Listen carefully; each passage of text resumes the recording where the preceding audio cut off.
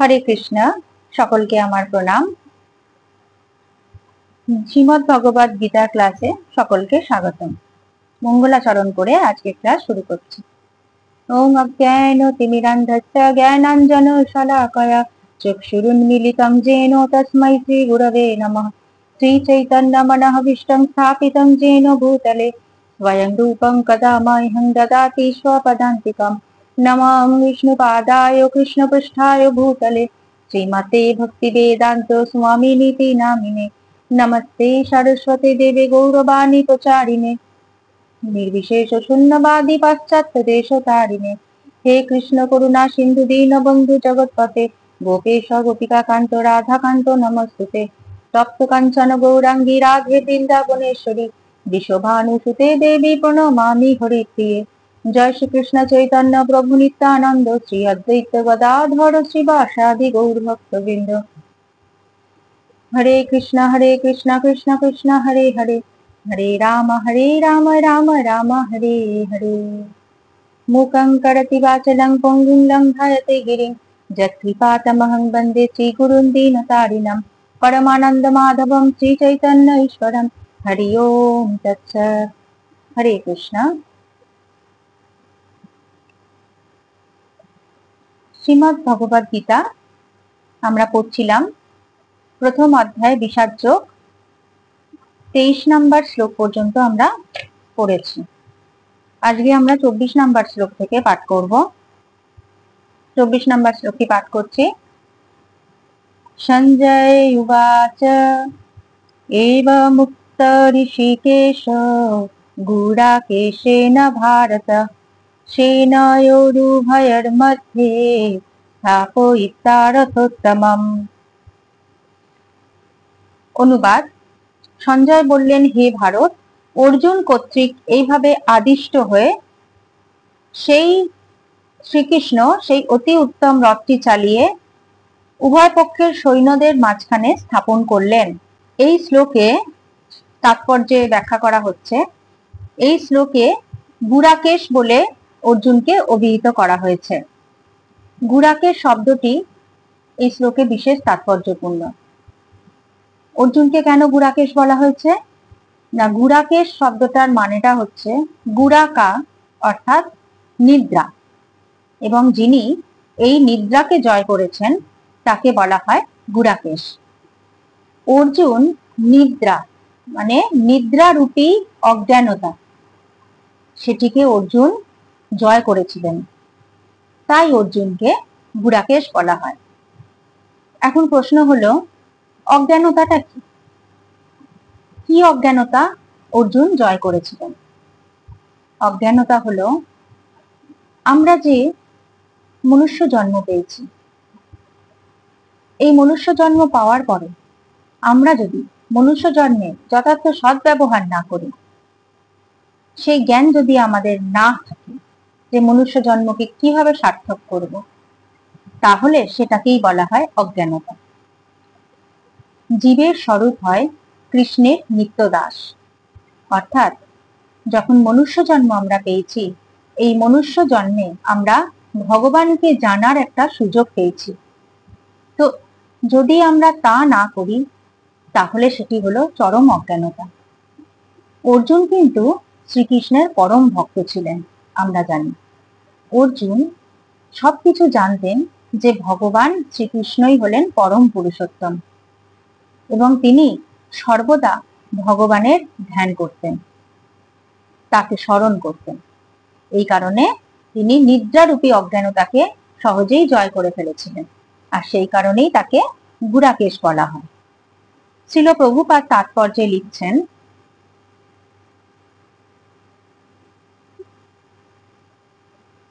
শয়নে অথবা জাগরণে ভক্ত ভগবানের নাম, রূপ, গুণ ও লীলা স্মরণে কখনো বিরত হন না। এভাবে কৃষ্ণ ভক্ত সর্বদাই কৃষ্ণ চিন্তায় মগ্ন থেকে নিদ্রা ও অজ্ঞানতা জয় করতে পারেন। একেই বলা হয় কৃষ্ণ ভাবনা বা সমাধি। ঋষিকেশ অথবা সমস্ত জীবের ইন্দ্রিয় ও মনের নিয়ন্তা হবার ফলে শ্রীকৃষ্ণ সৈন্যবাহিনীর মধ্যে অর্জুনের রথ স্থাপন করার অভিপ্রায় বুঝতে পেরেছিলেন। এভাবে অর্জুনের নির্দেশ পালন করার পর তিনি বললেন, ঋষিকেশ কাকে বলা হয়? এখানে গুড়াকেশও বলা হয়েছে শ্লোকে এবং ঋষিকেশও শব্দটা প্রয়োগ করা হয়েছে। আর ঋষিকেশ শব্দটা ভগবানের ক্ষেত্রে প্রয়োগ করা হয়েছে। ঋষিকেশ মানে কি? যিনি ইন্দ্রিয়ের অধীশ্বর, সকল ইন্দ্রিয়ের যিনি অধীশ্বর তাকে ঋষিকেশ বলা হয়। সকল ইন্দ্রিয়ের অধীশ্বর কেবলমাত্র পরমেশ্বর ভগবানই হতে পারেন। তিনি শুধু একজন নয়, তিনি সমস্ত জীবের ইন্দ্রিয়ের অধীশ্বর। সেই জন্য পরমেশ্বর ভগবান শ্রীকৃষ্ণ অর্জুনের মনের মধ্যে কি অভিপ্রায় চলছে সেটি তিনি সহজে বুঝতে পেরেছিলেন এবং তিনি তাই সৈন্যবাহিনীর মধ্যে তার রথটিকে স্থাপন করেছিলেন অর্জুনের নির্দেশ মতো।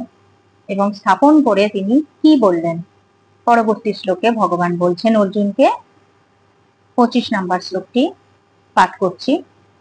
ভীষ্মো দ্রোণ প্রমুখত সর্বেষাং চ মহিক্ষিতম উবাচ পার্থ পশ্যৈতান সমবেতান কুরু নীতি।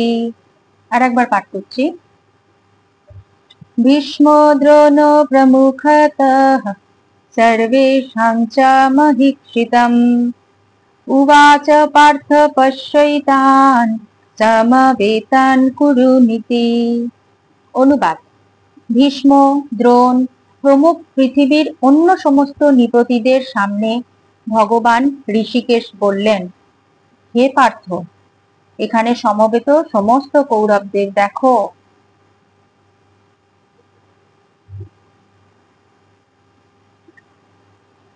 সমস্ত জীবের অধীশ্বর পরমেশ্বর ভগবান, তিনি সমস্ত জীবের মনের মধ্যে কি চলে সেটি তিনি সহজে বুঝতে পারেন এবং তাই তিনি অন্তর্যামীও। সেই স্বভাববশতই পরমেশ্বর ভগবান অর্জুনের মধ্যে কি চলছে সেটি তিনি বুঝতে পেরেছিলেন এবং সেই কারণে তিনি ভীষ্ম এবং দ্রোণাচার্য বিশেষ করে তাদের সামনে গিয়ে রথটিকে তিনি দাঁড় করালেন এবং অর্জুনকে বললেন যে সমস্ত কৌরবদের দেখো। ভীষ্মদেব এবং দ্রোণাচার্যের সামনেই বিশেষ করে কেন রথটিকে স্থাপন করলেন ভগবান? তার কারণ হচ্ছে ভীষ্মদেব এবং দ্রোণাচার্যের প্রিয় পুত্র ছিলেন এই পাণ্ডবরা। পাণ্ডবরা যখন খুব ছোট বয়সে তার পিতাকে হারান তখন থেকেই ভীষ্মদেব তাদেরকে অতি যত্নে লালন পালন করেছেন পিতার মতো। তাই ভীষ্মদেবের কাছে পাণ্ডবরা খুব প্রিয়। সেই রকম দ্রোণাচার্য ছিলেন তাদের শিক্ষাগুরু। দ্রোণাচার্যের কাছে পাণ্ডবরা খুবই প্রিয় ছিল। তো এনারা দুজনে যখন অধর্মের দিকে সাথ দিয়েছিলেন সেই জন্য ভগবান শ্রীকৃষ্ণ আরো বিশেষ করে দ্রোণাচার্য এবং ভীষ্মদেবের সামনেই রথটিকে স্থাপন করলেন। তিনি দেখাতে চেয়েছেন অর্জুনকে যে দেখো অর্জুন, তুমি কৌরবদের ভালো করে দর্শন করো, কারা তোমার সামনে।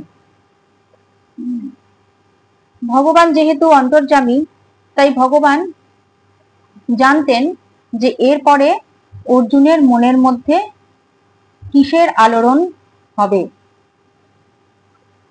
কিছুটা সময়ের জন্য মায়াদেবী দ্বারা ভগবান শ্রীকৃষ্ণ অর্জুনকে বিমোহিত করে দিয়েছিলেন এবং আমরা জানি এটি বিষাদ যোগ এবং বিষাদ যোগ মানে অর্জুন কিন্তু এবার বিষাদগ্রস্ত হয়ে পড়বে। যদি অর্জুন বিষাদগ্রস্ত না হতেন মায়ার দ্বারা তাহলে কিন্তু আমরা গীতার জ্ঞানটা পেতাম না। তা ভগবান অর্জুনের মধ্যে ইচ্ছা করেই মায়ার দ্বারা প্রভাবিত করে তাকে বিষাদগ্রস্ত করার পরিকল্পনা করেছিলেন এবং সেই কারণেই তিনি আরো বিশেষ করে ভীষ্মদেব এবং দ্রোণাচার্যের সামনে তার রথটিকে স্থাপন করেছিলেন, যাতে তাদের দেখে অর্জুনের মনে আরো বিষাদ জেগে ওঠে।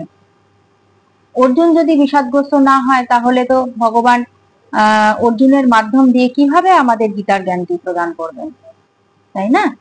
তো অর্জুন তো আমরা জানি অর্জুন পরম ভক্ত, ভগবানকে জানেন, চেনেন, উনি সবকিছু সম্পর্কে অবগত। কিন্তু তাহলেও ভগবান কারোর না কারোর মাধ্যম দিয়ে আমাদের শিক্ষা দেন। তাই তিনি অর্জুনের মাধ্যম দিয়ে অর্জুনকে মায়ার দ্বারা বিমোহিত করে আমাদের গীতার জ্ঞান প্রদান করবেন। তো আমরা এই দুটি শ্লোকের মাধ্যমে দেখতে পেলাম ভগবান অর্জুনের আদেশ পালন করলেন এবং সেনার মধ্যে, দুই সেনার মাঝখানে তার রথটিকে স্থাপন করলেন। এরপরে আমরা ২৬ নাম্বার এবং ২৭ নাম্বার শ্লোকটি আজকে পাঠ করে নিই। ২৬ নাম্বার শ্লোক। তত্রাপশ্যৎ স্থিতান পার্থ পিতৃনথ পিতামহান আচার্যান মাতুলানান ভাতৃন পুত্রান পৌত্রান সখিংস্ততা শ্বশুরান সুহৃদশ্চৈব সেনায়োরভরোয়পি। অনুবাদ: সেখানে অর্জুন উভয় পক্ষের সেনাদলের মধ্যে পিতৃব্য, পিতামহ, আচার্য, মাতুল, ভ্রাতা, পুত্র, পৌত্র, শ্বশুর, মিত্র ও শুভাকাঙ্ক্ষীদের উপস্থিত দেখতে পেলেন।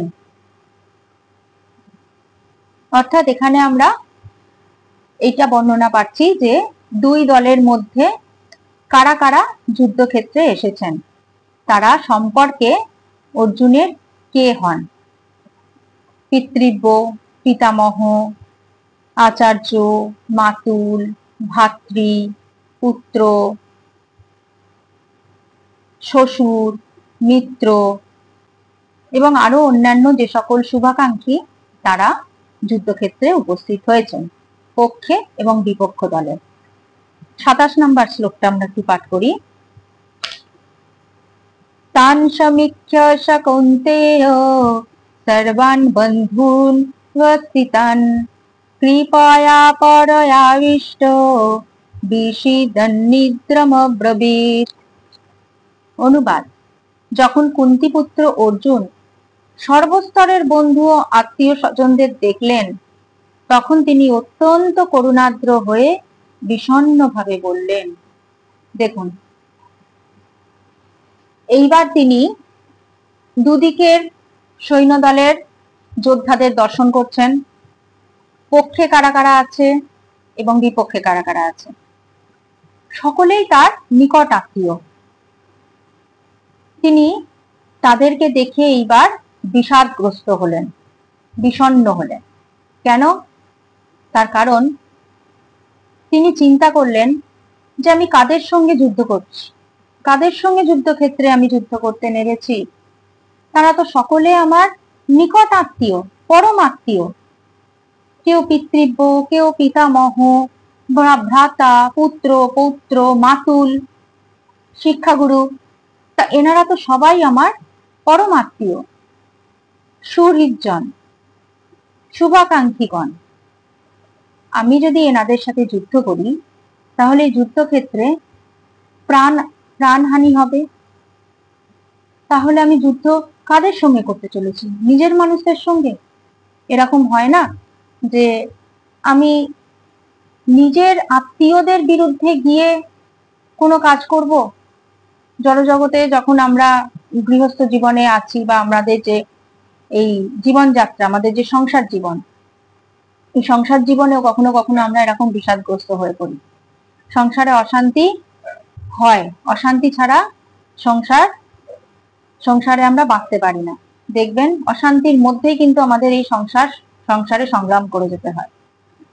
তো যখন চরম অশান্তি হয়, তখন আমরাও কিন্তু বিষাদগ্রস্ত হয়ে পড়ি যে আমাদের নিজের লোকেরা এরকম ভাবে আমাকে আঘাত দিল, বা আমি আমাদের এমন কথা বললাম, এমন আচরণ করলাম যে নিজের লোককে এরকম আঘাত দিলাম। তো এটা আমাদের মধ্যে একটা হতাশা, একটা আঘাত, এটা আমাদের দেয়। যখন আমরা দেখি যে আমাদের আপন জনরাই আমাদেরকে কষ্ট দিয়ে কথা বলছে। ঠিক সেই রকমই অর্জুনেরও এখানে বিষণ্ণতা হয়েছিল, তিনি বিষণ্ণ হয়ে পড়েছিলেন এইটা দেখে, যে আমি কাদের সঙ্গে লড়াই করছি বা লড়াই করতে চলেছি, তারা তো আমার পরমাত্মীয়, পরমাত্মীয় হওয়া সত্ত্বেও কিন্তু তারা অধর্মেরও সাথ দিয়েছিল। এই কারণে অর্জুন এইবার বিষাদগ্রস্ত হওয়া শুরু করলেন। এরপর আমরা দেখতে পাবো যে তার বিষাদগ্রস্ত হওয়ার পরে তার মধ্যে কি কি লক্ষণ দেখা যাচ্ছে। ঠিক আছে, তা আমরা পরের দিন 28 নম্বর শ্লোক থেকে পাঠ করব। হরে কৃষ্ণা, সকলে ভালো থাকবেন। কেমন লাগছে একটু কমেন্ট করবেন। হরে কৃষ্ণা, প্রণাম।